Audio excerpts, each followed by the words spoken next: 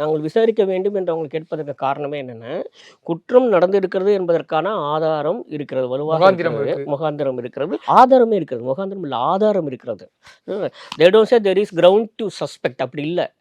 சந்தேகப்படுவதற்கான ஒரு ஒரு ஒரு முகாந்திரம் இருக்குதுன்னு சொல்ல வரல. குற்றம் நடந்ததற்கான ஆதாரமே இருக்குது அப்படின்றாங்க. அப்போ அவங்க 2, 3 சொல்கிறாங்க.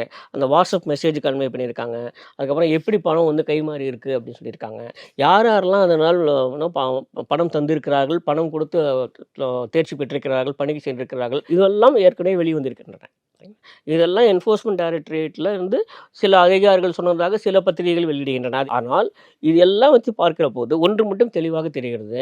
என்ஃபோர்ஸ்மெண்ட் டைரக்டரேட் ரொம்ப தெளிவாக அதில் குறிப்பிட்டிருக்கு. இது வந்து ரொம்ப சீரியஸ் கிரைம். இது தயவுசெய்து எஃப்ஐஆர் போடுங்க அப்படின்னு அவங்க சொல்கிறாங்க. சரிங்களா? அப்போது ஒரு மத்திய புலனாய்வு அமைப்பு ஒரு குற்றம் நடந்திருக்கிறது, இதுக்கு எஃப்ஐஆர் போடுங்க அப்படின்னு சொல்லிக்கிற போது எஃப்ஐஆர் போடாமல் தங்குவதற்கு என்ன காரணம் இருக்க முடியும்?